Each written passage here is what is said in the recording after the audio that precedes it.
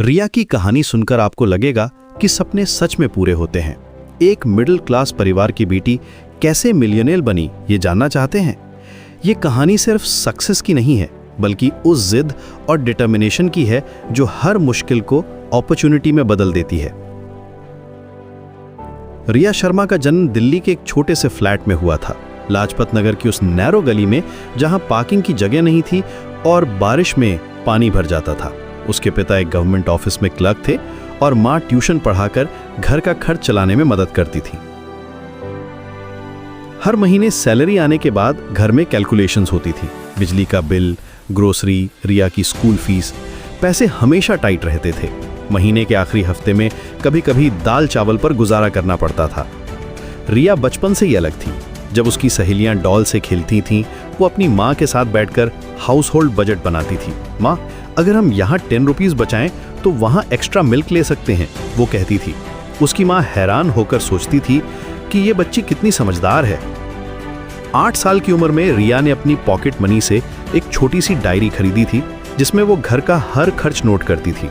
उसके दोस्त हंसते थे, लेकिन रिया को ये काम इंटरेस्टिंग लगता था। स्कूल में रिया हमेशा टॉपर रहती थी, लेकिन उसका असली पैशन मैथमेटिक्स में था। नंबर्स उसे फैसिनेट करते थे।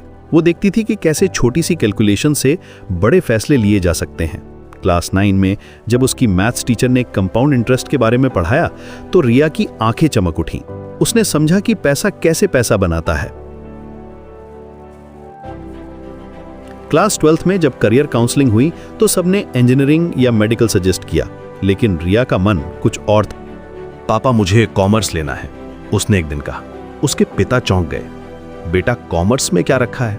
इंजीनियरिंग करो, अच्छी जॉब मिलेगी। लेकिन रिया अड़ी रही। उसने अपने पेरेंट्स को समझाया कि बिजनेस और फाइनेंस में उसकी रियल इंटरेस्ट है। रात भर डिस्कशंस चली।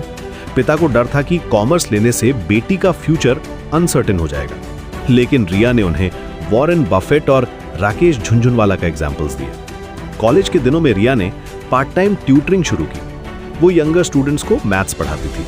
हर महीने जो 5,000 रुपीस कमाती थी, उसमें से आधे अपनी फीस के लिए रखती थी और बाकी इन्वेस्ट करने की कोशिश करती थी।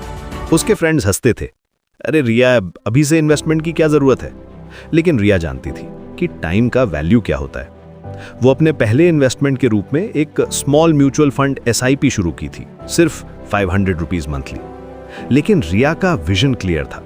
वो हर फाइनेंशियल मैगजीन पढ़ती थी, ऑनलाइन कोर्सेज करती थी, कॉलेज लाइब्रेरी में घंटों बैठकर सक्सेसफुल एंटरप्रेन्योर्स की बायोग्राफीज पढ़ती थी।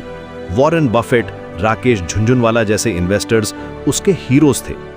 उसने द इंटेलिजेंट इन्वेस्टर और रिच डैड पुअर डैड जैसी बुक्स कई बार पढ़ी। हर वीकेंड वो स्टॉक मार्केट के ट्रेंड्स एनालाइज करती थी। ग्रेजुएशन के बाद रिया को एक स्मॉल फाइनेंस कंपनी में जॉब मिली। सैलरी थी बस 15,000 रुपीज मंथली।